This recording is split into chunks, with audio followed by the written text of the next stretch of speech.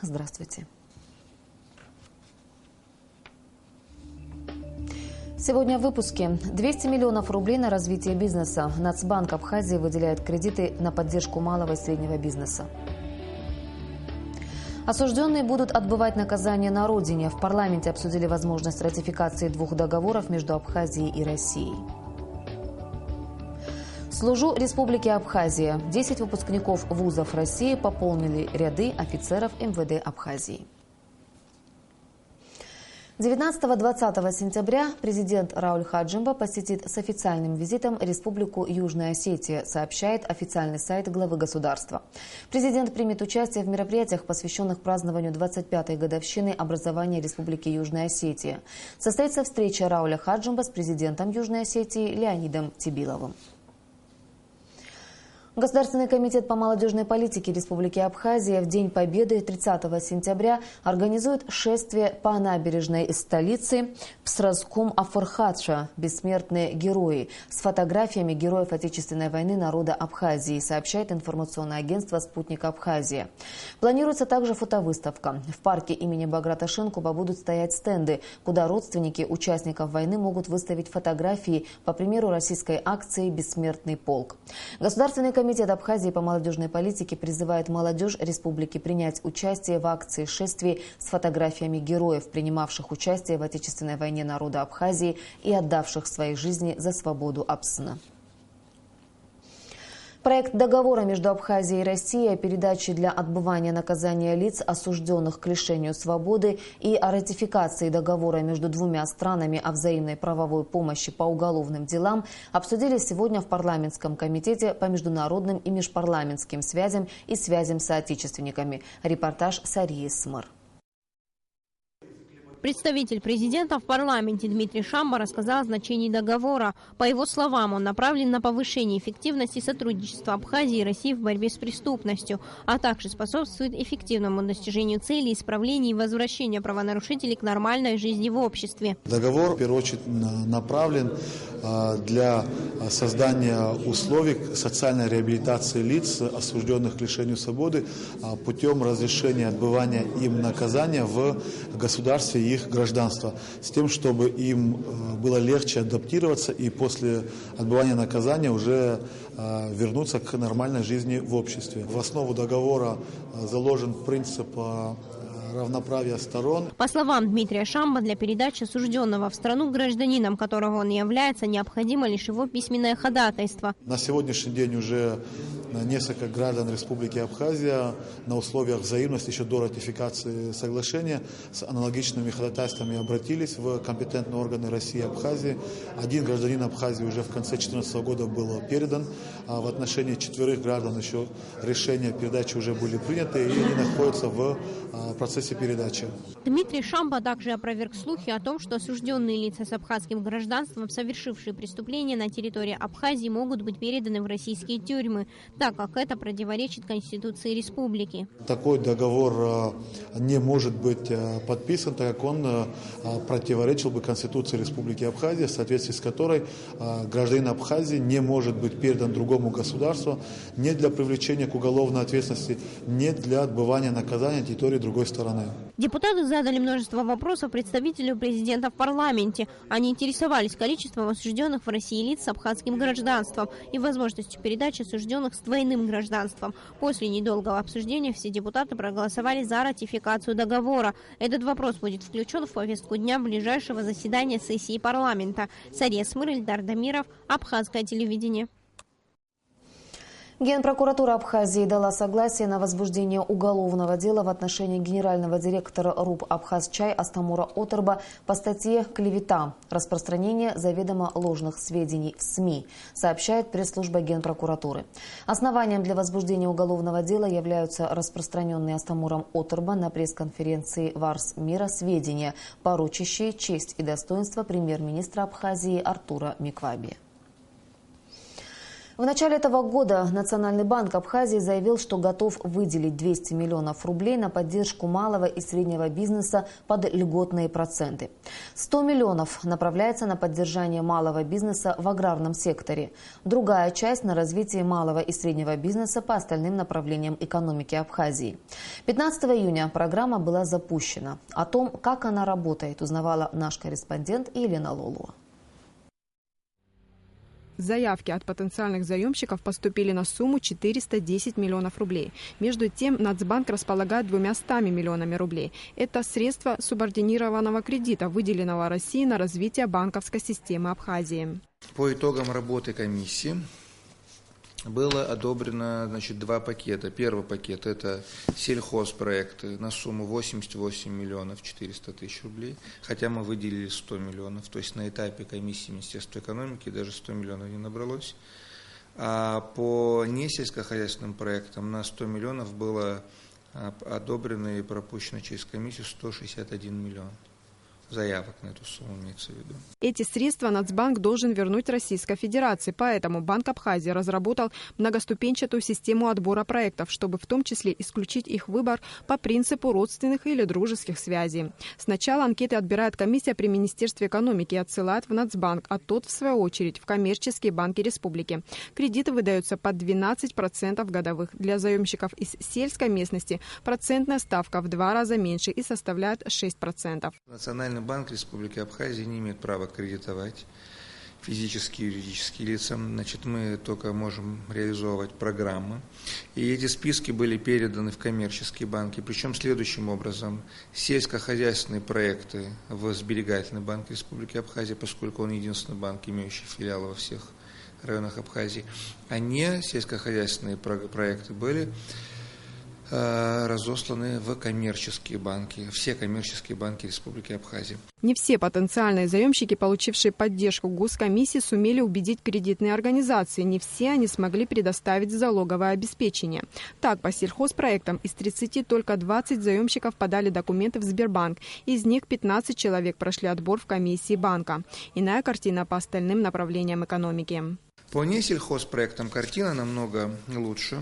Министерством экономики одобрена сумма 161 миллион рублей, то есть заявки на сумму в 161 миллион рублей, то есть здесь уже изначально у нас конкурс был. Опять же, заемщики искали банки-партнеры, и к сегодняшнему дню в Национальный банк прислали 41 заявку коммерческие банки. 41 заявку на сумму 84 миллиона рублей.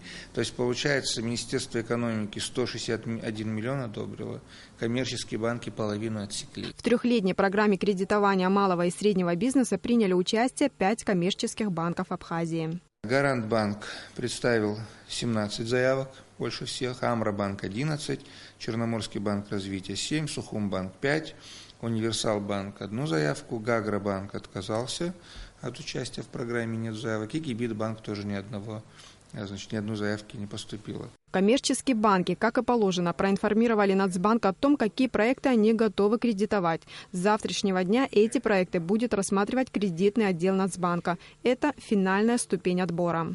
В Национальном банке находится 41 заявка по несельскохозяйственным проектом на сумму 84 миллиона рублей, 41 заявка на сумму 84 миллиона рублей, и по сельскому хозяйству 15 заявок на сумму 24 миллиона рублей. То есть мы завершили прием заявок от коммерческих банков по этому этапу. Завтра мы начинаем работать в Национальном банке, запускается кредитная комиссия Национального банка, которая будет перепроверять полученные документы и, может быть, еще и не пропустит всех, которые поступили сюда. Первые кредиты будут выданы на следующей неделе. Поскольку у банка оказались невостребованные средства, с 15 сентября по 15 октября он запустил вторую волну кредитования малого и среднего предпринимательства. Любой желающий может прийти в банк и заполнить анкету. Требования к потенциальным заемщикам упрощены. Мы отменили необходимость наличия 20% собственных средств. Отменили также обязательный срок регистрации ИП 1 год, минимально необходимый. и, значит, установили максимальный срок получения кредита в 1 миллион рублей. Банк Абхазии планирует с конца сентября запустить программу потребительского кредитования под карточный проект, под зарплаты и пенсии. Механизмы реализации этой программы пока не выработаны. До конца года Банк Абхазии запустит еще одну программу по кредитованию предпринимателей, занятых в сфере торговли. Елена Лоло, Алексей Агуха, Абхазское телевидение. О ситуации в экономике страны пойдет речь сегодня в прямом эфире передачи «Открытый вопрос». Гости ведущего Валерия Кураско, депутат парламента Беслан Цвинария, заместитель министра экономики Ахра Ристава и руководитель общественной организации «Апсадгил» Беслан Эшба. Прямой эфир начнется сразу после новостей. Завершена работа над стратегией социально-экономического развития Абхазии до 2025 года. Над ней работали в Центре стратегических исследований при президенте. Сейчас проходит третий заключительный этап – обсуждения и согласования стратегии на местах. На одной такой встрече, а именно в Сухумском районе, побывали наши корреспонденты. Репортаж Ренаты Шакая. Работа над стратегией завершена. На третьем завершающем этапе разработан механизм реализации оптимального сценария развития Абхазии, а также система управления, мониторинга и анализа хода реализации стратегии, рассчитанной на 10 лет. Как отметил директор Центра стратегических исследований Олег Доменя, впервые за 20 лет в Абхазии разработана стратегия на долгосрочную перспективу. Мы составили такой документ. Он может быть и должен быть государственным документом, в котором расписано все, что должно произойти в жизни нашей республики на предстоящее десятилетие. Но для того, чтобы этот документ стал государственным, для этого он должен быть утвержден президентом. Вот сейчас идет как бы общественная апробация этого документа. Вот одна из форм этой общественной апробации является встреча, которая сегодня вот в этом районе состоит. В конечном итоге состоится также и форум, международный форум по обсуждению результатов стратегии. Стратегия сама по себе ничего не дает, ее надо выполнять. Экономические проблемы Абхазии во многом вызваны отсутствием программных действий. Для повышения уровня и улучшения качества жизни граждан республики поможет только оптимальный сценарий развития, который обеспечит динамичный и сбалансированный рост экономики. Мы имеем теперь представление, что нам нужно делать на краткосрочной перспективе. Вы знаете, что идет программа импортозамещения как в России, так вот и мы хотим в 7 деревнях закладывать плантации как на летние, так и на многолетние культуры. В целом там где-то порядка от 70 гектаров и выше. Это вот на краткосрочный период. А в 3 других деревнях начать активно заняться развитием скотоводства и выращиванием рыбы. Подобного рода встречи будут проходить во всех районах страны. В ближайшее время такая встреча пройдет в Гагарском районе. Рената Шакая, Алексей Гухава, Абхазское телевидение. Сегодня общественная столица простилась с полномочным представителем Абхазии в Республике Адыгея Рушнем Бутба, который скончался в результате автокатастрофы на трассе Майкоп-Краснодар. Церемония прощания прошла в его доме в Сухуме. 12 сентября полномочный представитель Абхазии в Республике Адыгея Рушни Бутба вместе с женой и младшей дочерью, а также 2 друзьями направлялся в Краснодар. По дороге произошла авария. В результате 4 пассажира попали в больницу, а Рушни Бутба скончался через несколько часов. Почти каждый, кто приезжал из Абхазии в Майкоп, знает дом семьи Бутба. Таким гостеприимным и отзывчивым человеком запомнили его друзья. С 1998 года Рушни Бутба являлся полномочным представителем Абхазии в Адыгее. Он сменил тогда Валерия Аршипа, который занимал этот пост после окончания Отечественной войны народа Абхазии. Мы потеряли очень хорошего друга, хорошего гражданина Абхазии, очень достойного абхазца, который сделал немало для своей страны, для своего народа. Представительство – это очень серьезная работа. Там все, и там и гуманитарные дела, там много студентов учатся в Адыгее, в вузах, у них много проблем появляется, потом отношения власти адыгейской, абхазской.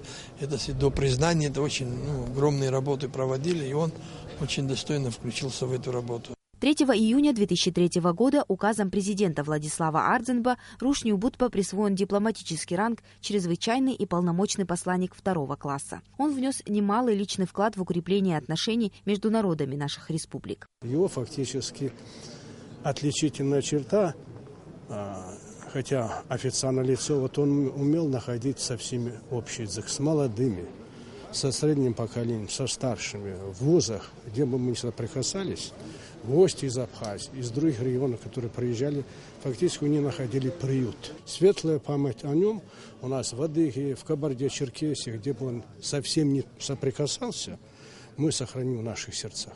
Для Рушния Будпа всегда была неразрывная связь с родиной. Здесь он находился в самые сложные для республики времена. Здесь жила его старшая дочь, росли его внуки.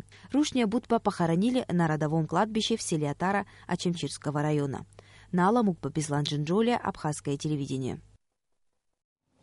Пополняются ряды офицеров Министерства внутренних дел Абхазии. В этом году высшие учебные заведения МВД России окончили 10 наших соотечественников. Среди них 2 на красный диплом. Они продолжили свое обучение в магистратуре. Остальные еще в середине лета вернулись на родину и сразу же были трудоустроены в различные подразделения МВД.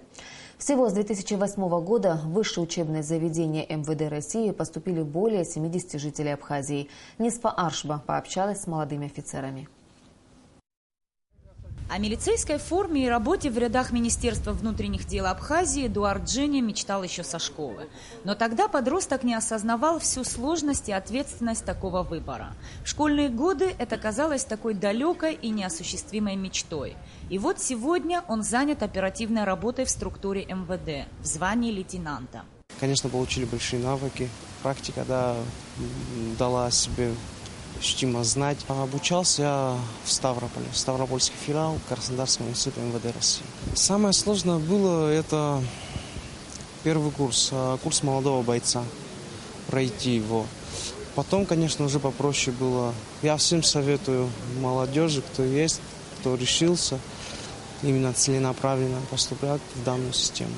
Это было его собственное решение, потому жаловаться на сложности в учебе не приходилось. Эдуард сам приноравливался к коллективу, заглушая тоску по родным и друзьям, и полностью отдавался учебе.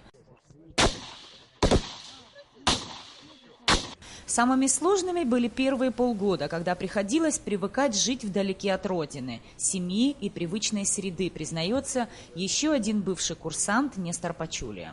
Самое сложное это было просто первое время, где полгода, наверное, надо было просто пересилить себя, выдержать как-то вот то, что далеко от дома и так далее, все равно коллективно приспособиться, менталитет иной совсем. Что касается обучения, то оно оказалось не таким сложным, как вначале признаются ребята. И несмотря на то, что успехи были не всегда, они понимали, что надо относиться к учебе серьезно, если хочешь стать хорошим специалистом.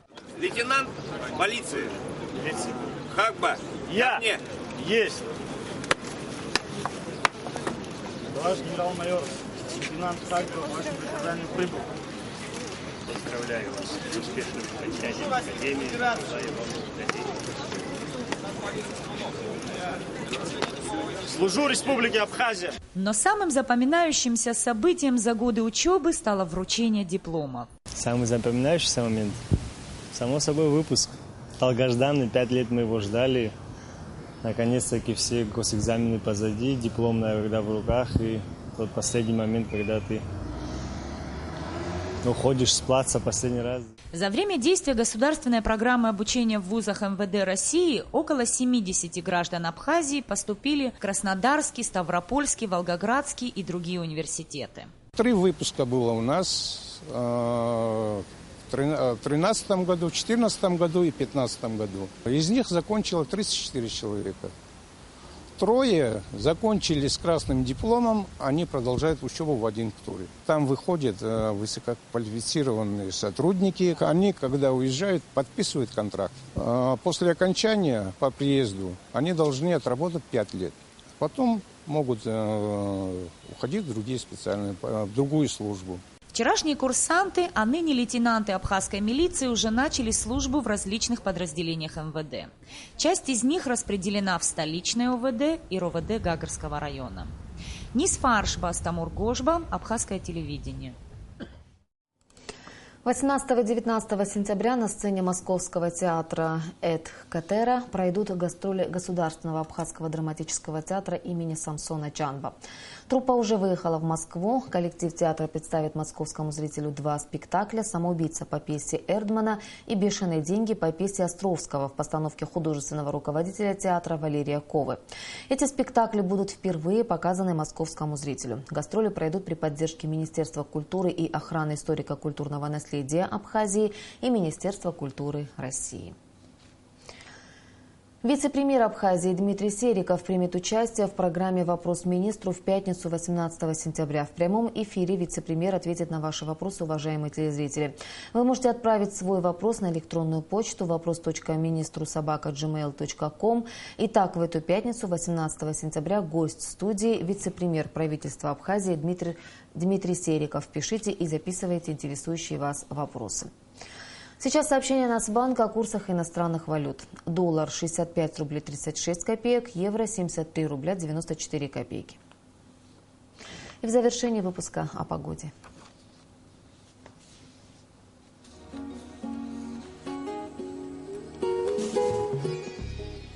По сообщению гидрометеослужбы, завтра в Абхазии ожидается переменная облачность без осадков. Температура воздуха ночью плюс 21-23, днем плюс 30-32 градуса. Температура морской воды плюс 27 градусов. По сухому переменная облачность без осадков. Температура воздуха ночью плюс 22, днем плюс 31 градус.